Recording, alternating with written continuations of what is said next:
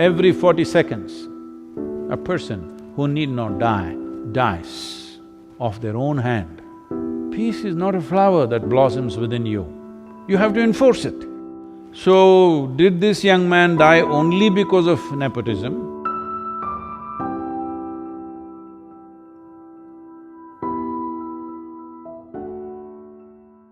After the recent death of a Bollywood star, there is a lot of debate in the country about nepotism. Some people believe it is their karma that they are born into a certain privilege.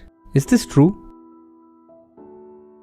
The Mumbai cinema scene lost a upcoming star. Well, you can always… and he committed suicide. Must be just over 30 years of age, I think, I'm not sure, I've only seen him now after his death, otherwise I had not heard or seen of him because I know very little about Indian cinema, I should say.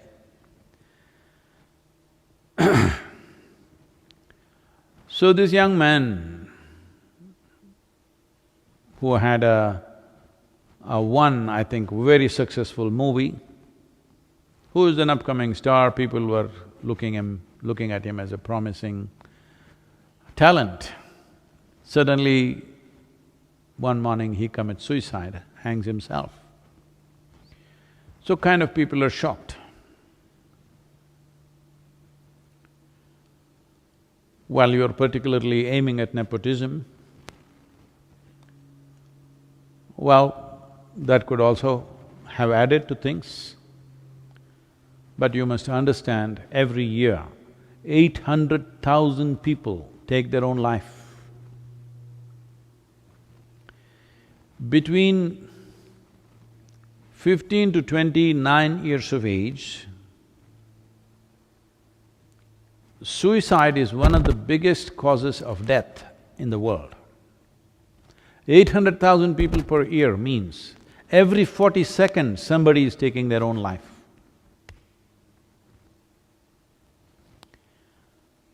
Why so many people want to take their own life?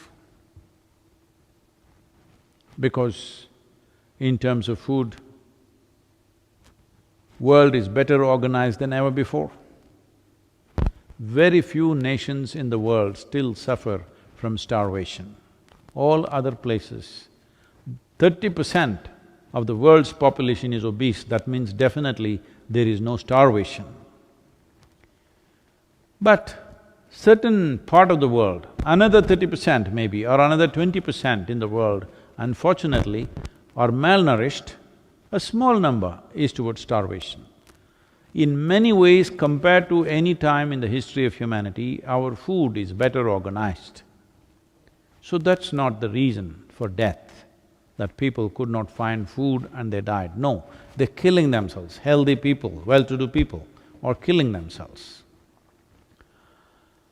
Why would any individual want to take their own life? You do one thing, go outside, find an ant. See, you try to trap him, try to act like you want to harm him. He will do everything possible to save his life, because that is the nature of life. An ant does not think, I'm just an ant, a worthless little ant, what is there if I die? That thought never occurs to him, because he is programmed by nature.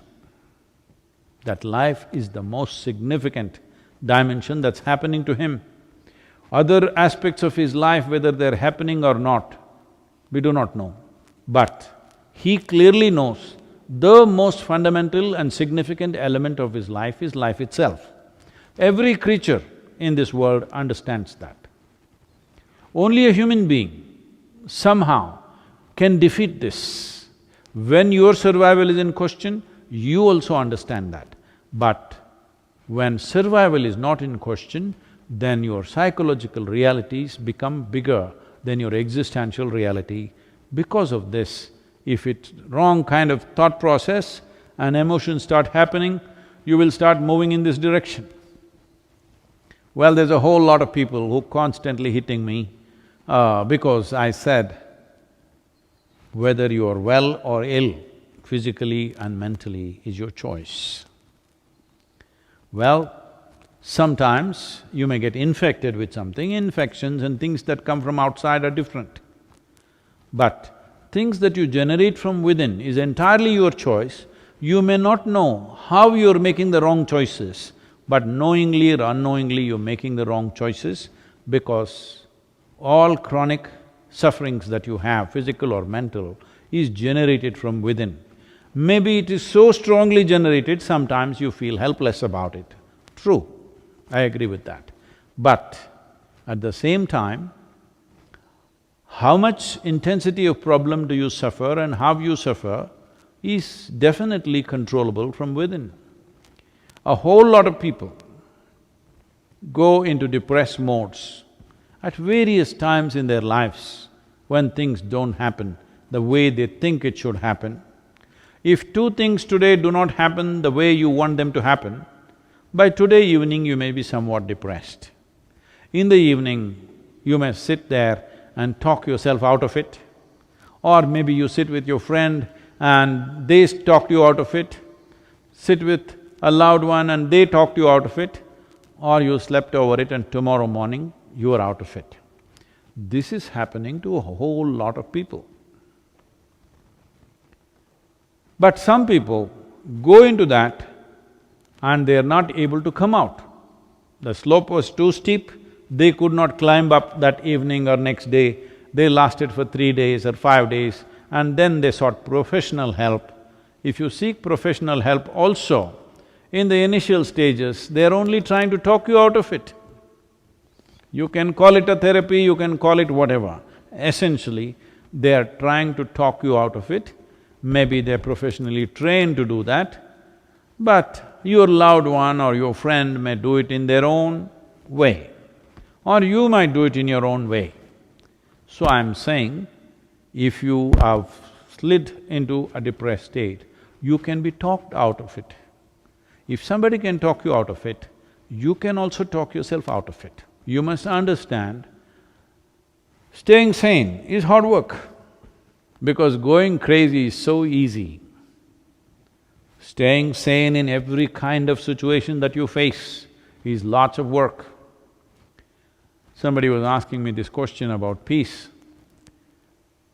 Peace is not a flower that blossoms within you. You have to enforce it. You have to enforce it, you have to make sure that you're peaceful. Otherwise, when things that you don't like happen around you, if you're exposed to the world as I'm exposed, 90% of the time, things that you don't like are happening all over the damn place. So to lose your peace is very, very easy unless you learn how to enforce it. That means you've taken the faculties that you have into your hands. If your faculties of thought and emotion was in your hands, you would not go into depression. Well, why you went to depression, in what different ways circumstances pushed you into that is a questionable thing. In every family, when suicides happen, somebody will be feeling guilty about it because they think, oh, maybe I should not have said this. If I had not said this, it would have not happened. We don't know, maybe somebody else would have said it. Many parents have come to me like this, not one or two, many, where their teenage children have committed suicide just because they said something, you know. They said something little strongly at a certain moment because they're not studying properly or they're not behaving properly or one little push and they just went and took their life. Parents are living with that suffering for the rest of their lives because they keep on thinking it's because of me, I shouldn't have said it. But there is no such thing that you can say all kinds of things and nothing will happen. At one moment you say something and somebody could do this because all they needed was that little trigger. So, did this young man die only because of nepotism? I don't know. I don't know the man, but I don't think so. But did that also play a role? Possibly in his mind, because he felt he was put into an unfair level of competition. You cannot compete with somebody who are privileged, who are entitled in some way. Anyway, they will get what they have to get irrespective of their talent or their capabilities, and you have to strive maybe doubly hard. Well, that's how it is for all of us who are not born with a crown on our heads, that we always have to strive doubly hard or 10 times harder than other people. It could be because of your, because you don't have your uncle in a godfather's place, or your skin color is not right, or you don't belong to the right caste or religion. Everywhere we are facing this all the time, and every human being faces this at various levels, in different ways. Some will overcome it, some will strive and fly beyond that, some will suffer that, some unfortunately take their life, which should not happen. I would say this taking of the life is mainly because our education systems have nothing. Nothing means absolutely nothing at all in the whole process of growing up as to how a human being should handle his or her faculties, how they should address themselves. It's all about fixing the world, it's all about knowing about the galaxies out there, about every atom in the universe, all kinds of stuff, not a thing about this one. For that we are paying a price as a generation. 800,000 people, every 40 seconds, a person who need not die, dies of their own hand. This is the worst tragedy that's happening in the world, and people are expecting these numbers will rise in the next 10 years in a big way. Whatever that big way is, if 800,000 is not big enough, what is big, I don't know. This is mainly because there is no system teaching how to manage your chemistry. This is why yoga, this is why inner engineering is so significant. If you just learn to think and feel the way you want, this will not happen in your life. This should not happen in anybody's life, because as it is, it's a brief life. It's not for you to end it. Time will come for that. For all this, the fundamental thing is, you must become a blissful chemistry. If this one thing, if you work for, if you provide tools for every human being on this planet to make this happen, now we're starting a movement in Tamil Nadu. Once this pandemic threat goes away reasonably, we will start this in village to village, town to town. The simple practice of Surya Shakti, how to manage your energies the way you want. If your energies are exuberant, you will not take your life. They've become feeble. They might not have become feeble because of physiological conditions. They've become feeble, suppressed by the weight of your psychological stuff. Because of that, energies have become feeble. If you had just learnt how to think and feel the way you want, this would never occur to you in your life. This must happen, that whether everybody will attain to their ultimate or not, we do not know. We will strive, but everybody, this much must happen, that their experience of life in whatever little things that they're doing in their life must be pleasant. This we can definitely achieve. If every one of you stand up and strive, this is very much possible that we can create a generation where their experience of life is pleasant.